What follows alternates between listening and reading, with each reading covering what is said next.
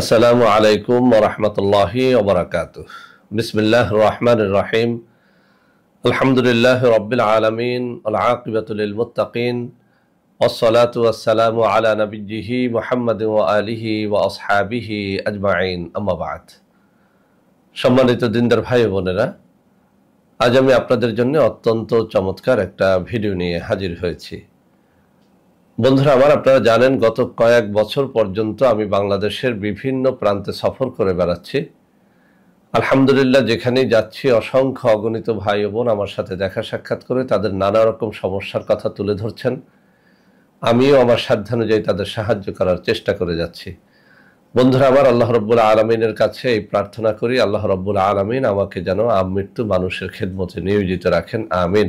বন্ধুরা আমার, আমরা যখন বিভিন্ন এলাকায় সফরে বের হই, নানা রকম মানুষ তাদের নানা রকম কষ্টের কথা আমাদের সাথে শেয়ার করে থাকেন। তো বন্ধুরা আমার, অনেকদিন পর্যন্ত আমার কিছু ভাই ও বোন জাদুটোনায় আক্রান্ত ব্যক্তি জাদুটোনা থেকে মুক্তি লাভের জন্য কোরআনী কোনো সহি দোয়ার আমল আমাকে শেয়ার করার জন্য বারবার রিকোয়েস্ট করে যাচ্ছিলেন। তো বন্ধুরা আমার, আমরা অনেকে জাদুটোনা বিশ্বাস করি, অনেকে করি না। বাস্তব কথা হচ্ছে, জাদুটোনার বিষয়টি কিন্তু পবিত্র কোরআনুল কারীম এবং সহিহ হাদিস দ্বারা সাব্যস্ত। পবিত্র কোরআনুল কারীমের অনেকগুলো সূরার মধ্যে জাদু, বান, সেহের ইত্যাদির কথা এসেছে। যেমন হযরত মূসা আলাইহিস সালাতু ওয়াস সালামের বিরুদ্ধে যে কাফেররা যুদ্ধ করত, তারা কিন্তু জাদুর সহায়তা নিয়ে যুদ্ধটা করত। এরকম হযরত সুলাইমান আলাইহিস সালাতু ওয়াস সালামের সময়ও তার বিরুদ্ধে যারা যুদ্ধ করেছেন তাদের অধিকাংশ মুশরিক কাফেররা জাদুর আশ্রয় নিয়ে যুদ্ধটা করতেন। এমনকি আল্লাহ রাসূল সাল্লাল্লাহু আলাইহি ওয়াসাল্লাম যখন খুব বেশি অসুস্থ হয়ে গেলেন, পবিত্র কোরআনুল কারীমের সূরা ফালাক এবং নাস এই সূরা নাজিল হলো এবং সেখানে আল্লাহ রাসূল সাল্লাল্লাহু আলাইহি ওয়াসাল্লামকে সতর্ক করে দেওয়া হলো যে একজন ইহুদি রমণী কর্তৃক তিনি জাদুতে আক্রান্ত হয়েছেন এবং সেখান থেকে মুক্তির জন্যই এই সূরা ফালাক এবং নাস তাকে পাঠ করতে বলা হয়েছিল। তো বন্ধুরা আমার, পবিত্র কোরআনুল কারীমের এরকম নানা ঘটনার মধ্য দিয়ে আমরা জানতে পারি যে জাদুটোনা এর অস্তিত্ব আছে, এই কথা আমাদেরকে অবশ্যই বিশ্বাস করতে হবে। তো বন্ধুরা আমার, এই জাদুটোনা থেকে মুক্তির উপায় কি? পবিত্র কোরআনুল কারীম এবং হাদিস শরীফের মধ্যে এর নানা রকম উপায়, দোয়া দুরুদ বর্ণিত হয়েছে। তবে সেই সব দোয়া দুরুদের বেশিরভাগই একটু কঠিন, একটু জটিল।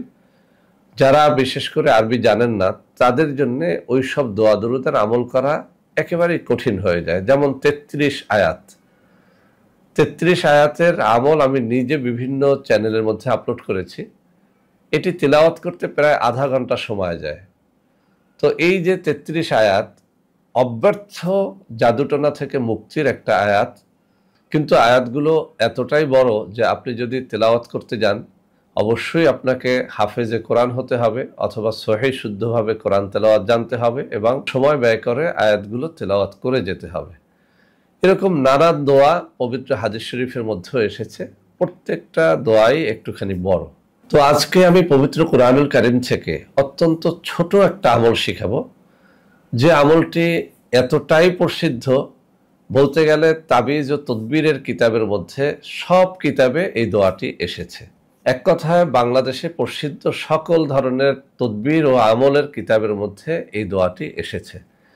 আর আমি ব্যক্তি জীবনেও এই দোয়াটি যাদেরকে শিখিয়েছি, আলহামদুলিল্লাহ সবাই স্বীকার করেছেন যে এটির মাধ্যমে খুব সহজে জাদুটোনা, বান, সেহের থেকে মুক্তি লাভ করা যায়। তো বন্ধুরা আমার, আমি আয়াতটি কিছুক্ষণের মধ্যেই তেলাওয়াত করে শোনাবো। শোনানোর আগে আপনাদেরকে কয়েকটা নিয়মের কথা অবশ্যই বলে দিচ্ছি। এই নিয়মগুলো পালন না করলে আসলে আপনি পবিত্র কোরআনুল কারীমের কোনো আয়াতের কোনো তদবিরের মাধ্যমে আপনি আসলে সফল হতে পারবেন না।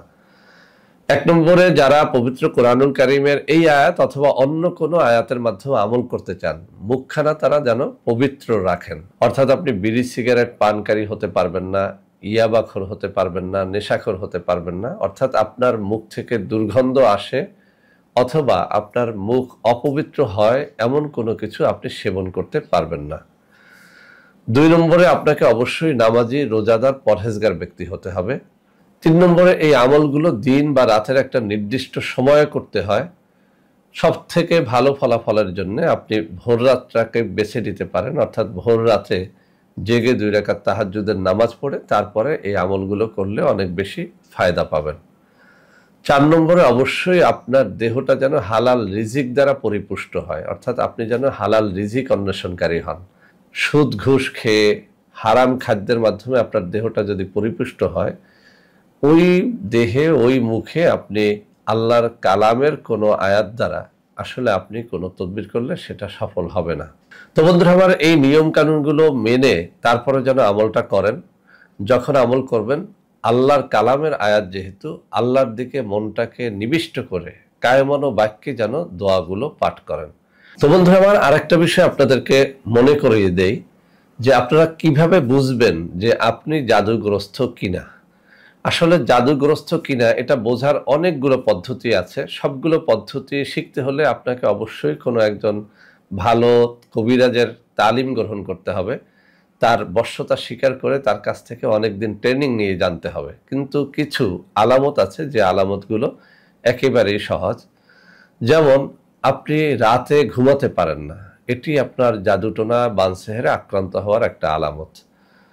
2 নম্বরে, রাতে ঘুমের মধ্যে আপনি আজে বাজে স্বপ্ন দেখেন, এটাও একটা আলামত। 3 নম্বরে, স্বপ্নের মধ্যে আপনি কিছু খান, দৈনিক খান, এটাও একটা জাদুটোনাগ্রস্ত হওয়ার আলামত। 4 নম্বরে, স্বপ্নে আপনাকে কোনো ভয়ঙ্কর জীবজন্তু ধাওয়া করছে, এটাও একটা আলামত। শারীরিক আলামতের মধ্যে আমাদের যে বক্ষ, স্তন বা ব্রেস্ট থাকে, এই ব্রেস্টে যে বোটা থাকে, এই বোটার নিচের যে কালো জায়গা থাকে, আপনি নারী হন অথবা পুরুষ হন, শিশু হন অথবা বৃদ্ধ হন, এই ব্রেস্টের কালার, একটা বোটার কালার এবং আরেকটা স্তনের বোটার কালার কখনো এক হবে না, মিল থাকবে না, কালারটা চেঞ্জ হয়ে যাবে। অর্থাৎ বোটা এবং বোটার নিচের গোল বৃত্তের জায়গাটুকু আলাদা কালার হয়ে যাবে, একটার সাথে আরেকটা মিল পাবেন না। নারী হলেও এটা এভাবে আপনারা খুঁজে দেখতে পারেন, পুরুষেরটা নিজে নিজেও খুঁজে দেখতে পারেন, শিশুদেরটা মা বাবা খুঁজে দেখতে পারেন। যদি কেউ জাদুটোনা বানসেহেরে আক্রান্ত হয়, তার স্তনের কালার, ব্রেস্টের কালার একটা আর একটার সাথে মিলবে না। তো বন্ধুরা আমার, এছাড়াও 2 হাতের তালু দেখে বোঝা যায়, জিহ্বা দেখে বোঝা যায়, চোখের পাতা দেখে বোঝা যায়। এগুলো প্রসিদ্ধ যারা ভালোভাবে জানেন তারা ছাড়া কেউই বুঝতে পারবেন না। তো বন্ধুরা আমার, আপনাদের মধ্যে যদি এইসব আলামত থাকে আর আপনার যদি এই বিশ্বাস হয় যে আপনি আসলেই জাদুটোনায় আক্রান্ত হয়েছেন, তাহলে নিজের চিকিৎসাটা নিজে করার জন্য আজকে আমি যে আয়াতটুকু তেলাওয়াত করব, এই আয়াতটুকু আপনারা শুনে শুনে মুখস্থ করে নেবেন। আমি এখানে বাংলা উচ্চারণ এবং অর্থ সহ দিয়ে দিব। তারপরেও একটা কথা বলি, পবিত্র কোরআনুল কারীমের কোনো আয়াত এটা সহিশুদ্ধভাবে বাংলায় উচ্চারণ করে লেখা যায় না, সেজন্য আমি তেলাওয়াতটুকু করব। আপনারা বারবার তেলাওয়াতটুকু শুনে মুখস্থ করার চেষ্টা করবেন।